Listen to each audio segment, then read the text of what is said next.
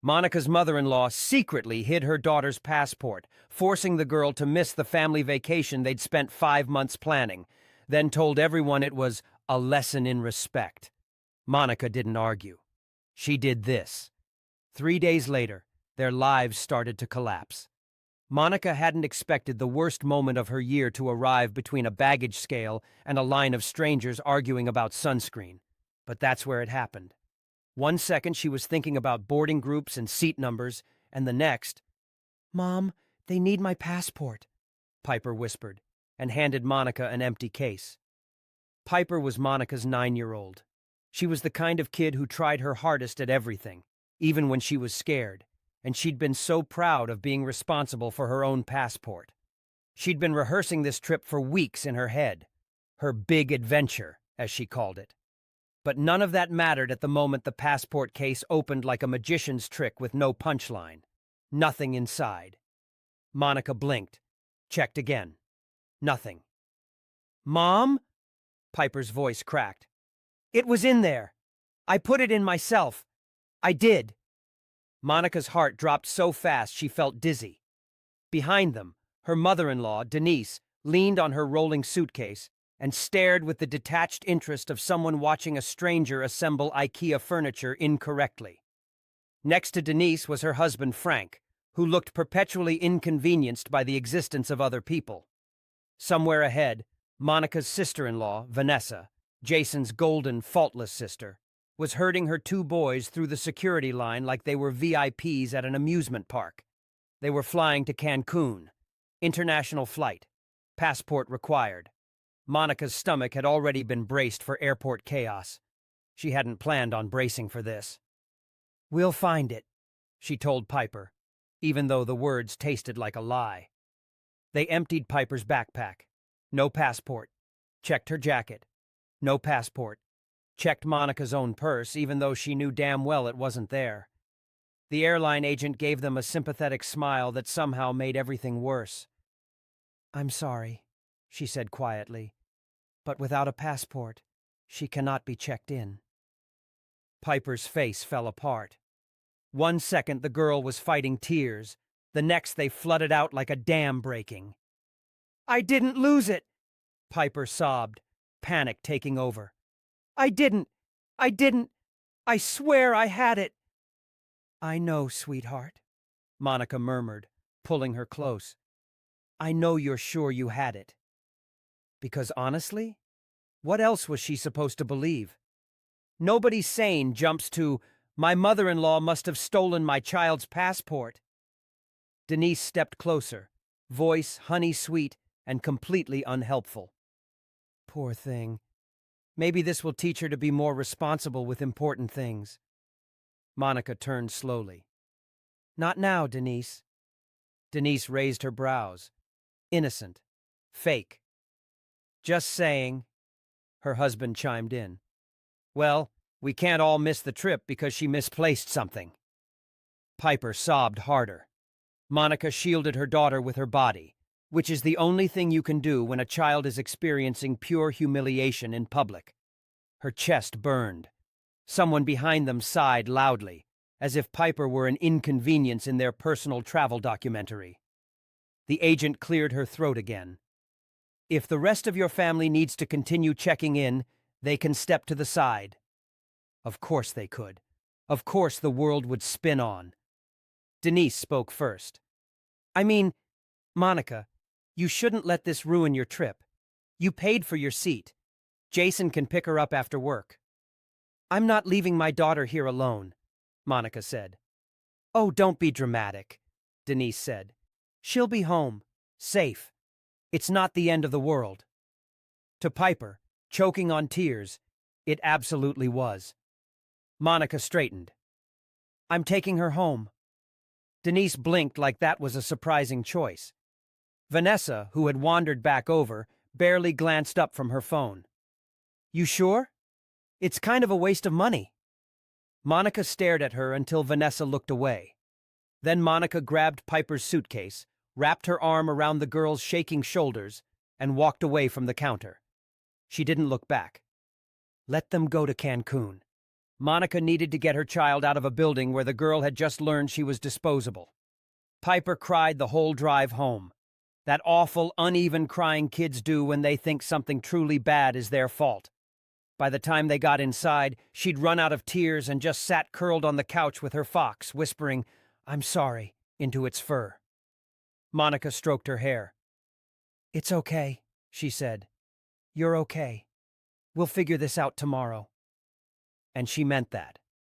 At the time, Monica really did think there was something to figure out, that they'd find the passport under a bed or wedged behind something, that this was a mistake, a painful one, but a mistake. Jason came home from work just after 6. Monica had texted him earlier that something happened at the airport, but not the details. He walked in looking worried, not shocked, until he saw Piper curled on the couch with her fox. "What happened?" he asked. Monica told him. Passport missing. Piper melting down. They didn't go. Everyone else did. He looked gutted. He hugged Piper gently. She could only tolerate brief, light pressure, and she immediately started crying again. "It's okay," he murmured. "We're going to fix it." Fix it how? They didn't know yet. But parents lie the way surgeons use clamps, strategically, to prevent bleeding. They ordered takeout. Piper barely touched hers.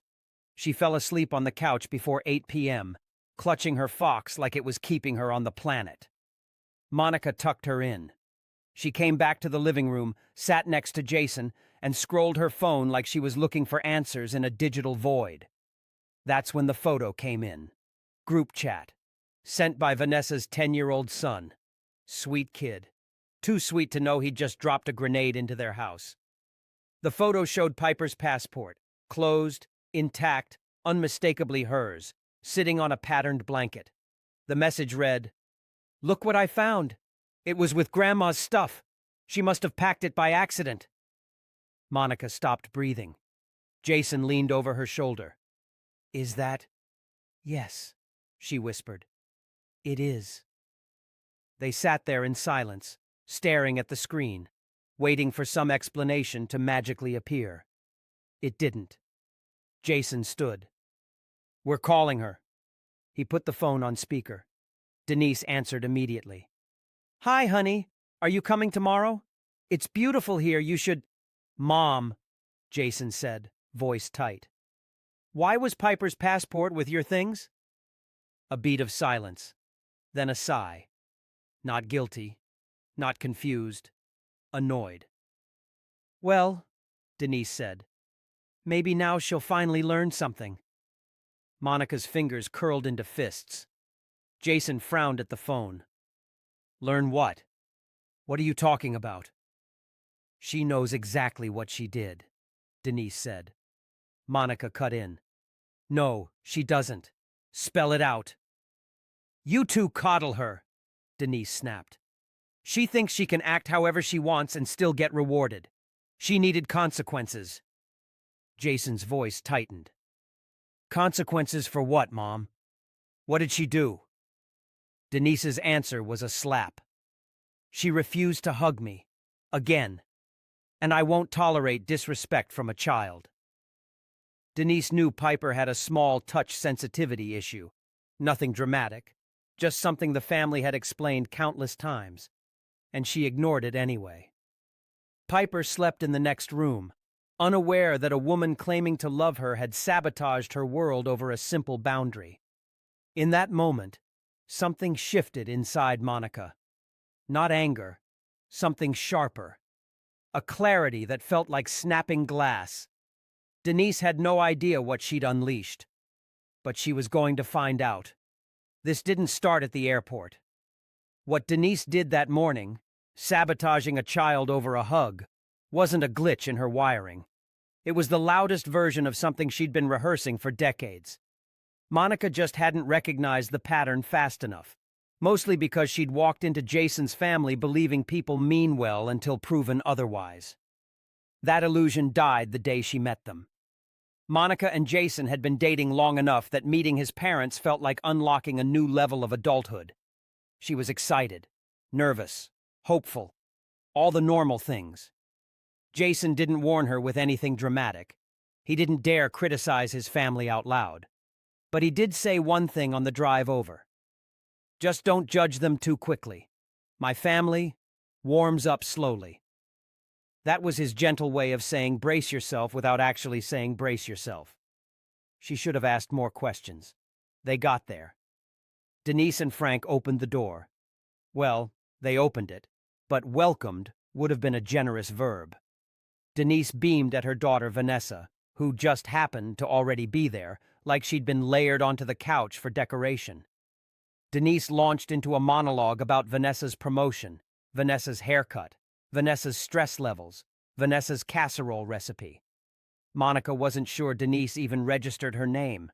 She could have introduced herself as a folding chair, and Denise would have reacted the same. Frank gave Monica a limp handshake and immediately pivoted to asking Jason if he'd rotated his tires lately. Monica stood there like an unpaid intern at someone else's family reunion. She kept waiting for someone, anyone, to ask her something simple like, "So, how did you two meet?" Nope. They didn't care. They had their own solar system, and Monica was not a planet. She was space debris.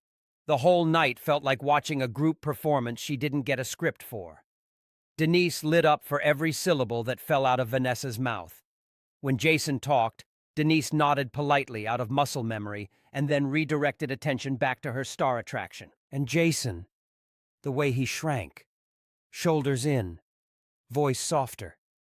He turned into a background character in his own family, and Monica didn't understand why. Not then.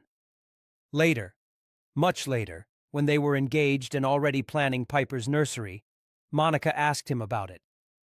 "Did you always feel like that?" she said. "Like you're waiting for permission to speak?" He shrugged the way people do when they've carried something so long it blends into their spine. "It's just how things were. Nothing bad." But then came the stories. Quietly. Hesitantly.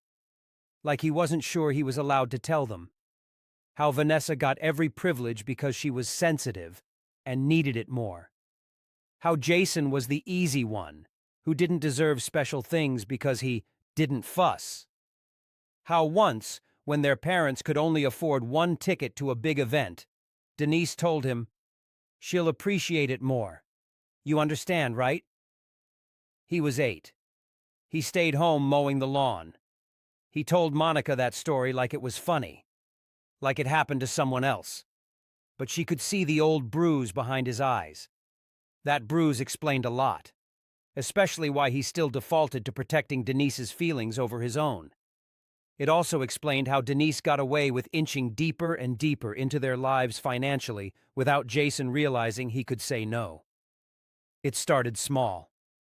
"Can you spot us the electric bill? Just this month. Your dad's prescription is expensive. Could you help? We're a little behind on rent." Then it grew. Their phone lines on Jason and Monica's plan. A credit card for emergencies that somehow included weekly takeout. Jason co-signing Vanessa's husband's car loan because family helps family. And then came the grand finale. The condo. Denise and Frank complained about their rental for years. The neighbors, the noise, the rising rent. How they were too old to keep moving every few years. Denise had a flair for tragic monologues. "We'll probably die in that cramped little place." Jason, bless him, absorbed all that guilt like a sponge. He wanted to rescue them. Monica wanted to rescue him. So when he suggested buying them a condo, something stable, modest, doable, she agreed. They found a 2-bedroom unit around $300,000. Monthly mortgage about $1,700. Fees about $300. And guess who paid almost every cent? Jason. Because Denise and Frank weren't liquid that month. Or the next month. Or ever again, apparently. On move-in day, Denise didn't brag that Jason bought them a home. No. She bragged about the plant Vanessa brought for their kitchen window. "This family would fall apart without her," Denise said. Jason carried boxes for 4 hours. She didn't thank him once. That was the day Monica realized, Denise doesn't love people. She loves leverage. But that didn't become dangerous until Piper was born. Piper was different from the start. Smart, sensitive, observant. She felt things deeply and quickly. And when certain sensations overwhelmed her, crowded rooms, raised voices, tight hugs, her whole system would short-circuit. Monica and Jason learned how to help her through it. Slow breathing, clear options, the rule they repeated 100 times. You can say no thank you. Your body is yours. Jason embraced that immediately, because deep down, he'd never been allowed to say no to anything. Denise, meanwhile, treated Piper's boundaries like a personal insult. If Piper flinched away from a hug, Denise's face tightened. If Piper said no thank you, Denise said, "Kids today have no manners." If Piper forced herself to accept the hug anyway, because yes, she sometimes did, Denise would beam at the other grandkids like, "See, this is how it should be." The boys got effortless affection. Piper got performance expectations. Monica didn't understand how far Denise would take that until Denise took Piper's passport. Jason didn't either. When he found out about the refused hug, the real reason Denise punished Piper, his face changed. Not anger. Something older. Something cracked. He said quietly, "She made me apologize for things like that my whole life." He looked down the hall toward Piper's room. "I can't believe she did it to her," he whispered. No anger yet, just grief. And then something else surfaced. Resolve. "She's not doing this again," he said. "She's not doing to our daughter what she did to me."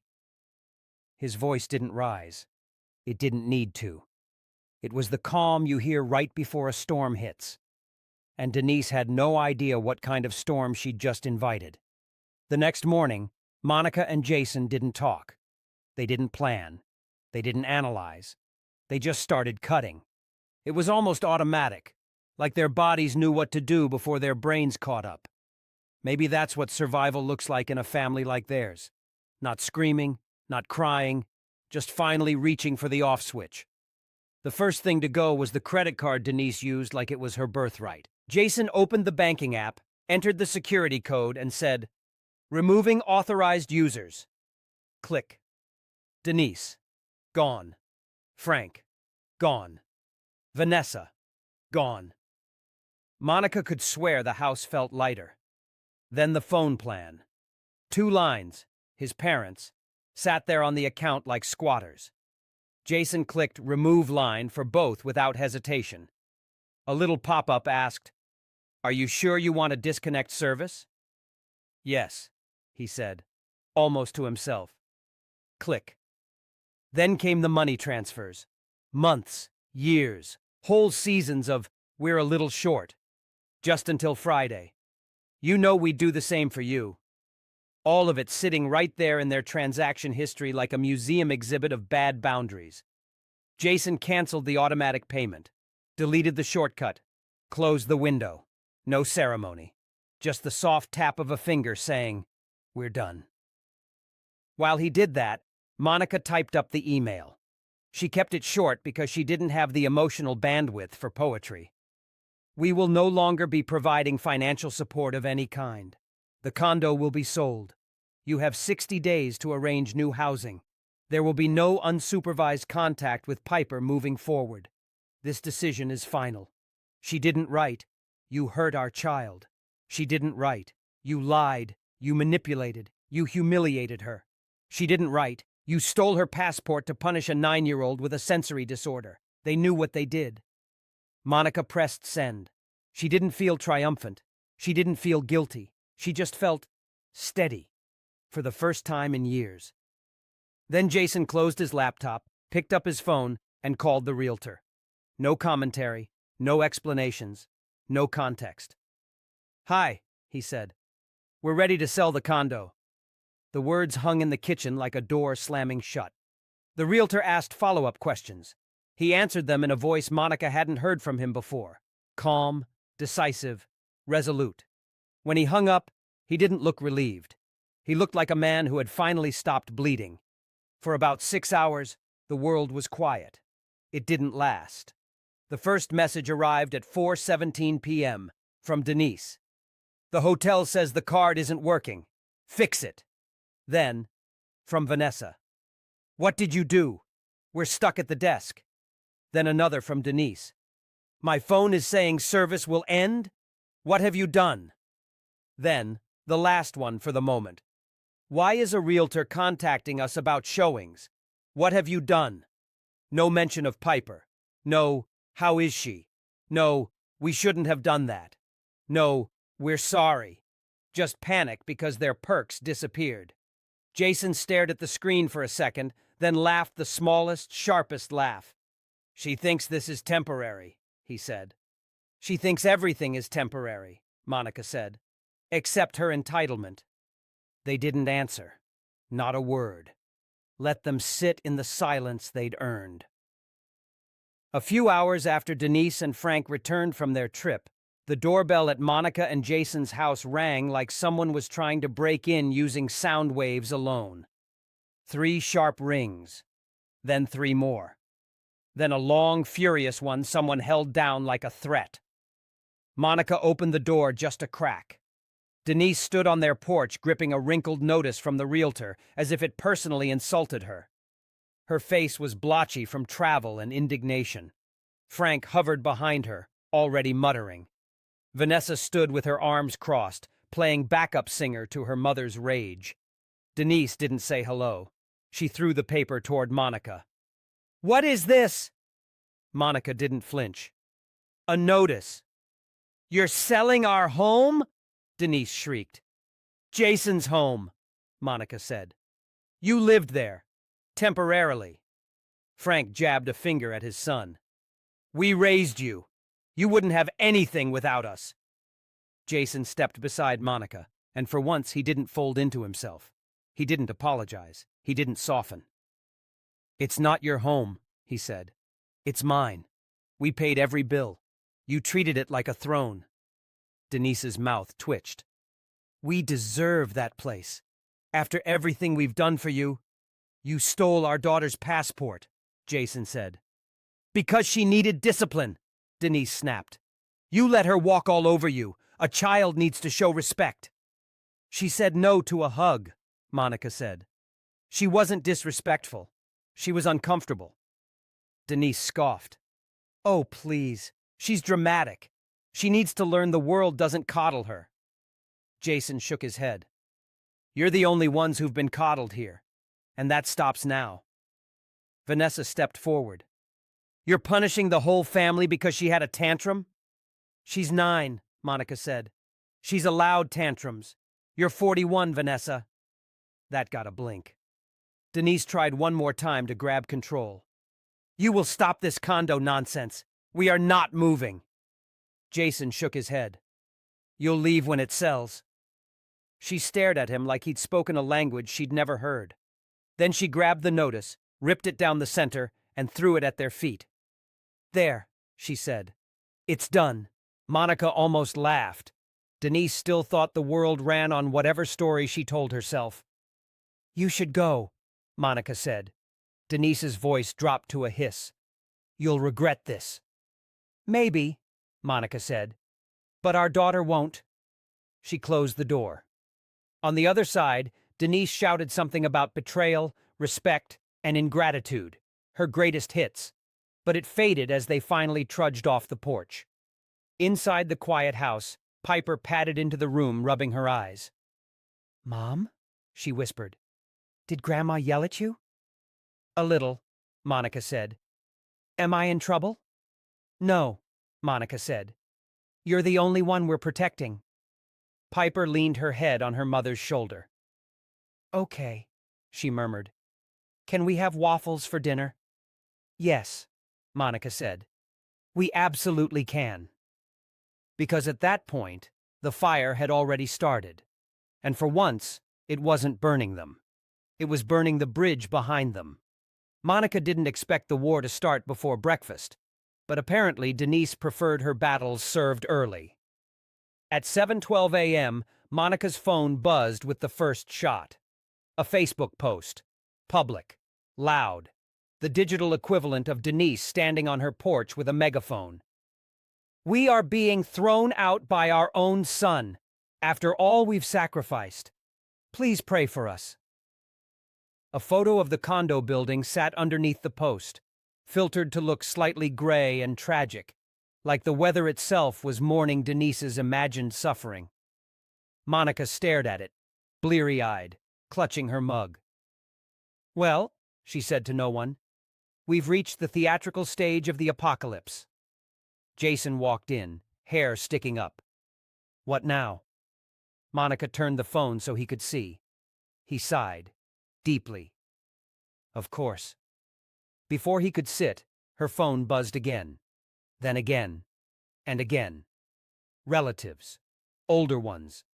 The kind who still forward chain emails about angels saving children in parking lots. One message read, Your parents told us you're making them homeless. Surely this is a misunderstanding. Another, This is shameful. They love Piper so much. And one from a cousin Monica barely tolerated. You should be grateful they disciplined her instead of calling CPS. Monica snorted. Disciplined? For saying no thank you? Jason rubbed his temples. Don't answer. Oh, I won't, Monica said. I'm saving my words for people who can read. But the smear campaign was only half the show. By noon, the realtor called. It's escalating, she said carefully. They didn't open the door for this morning's showing.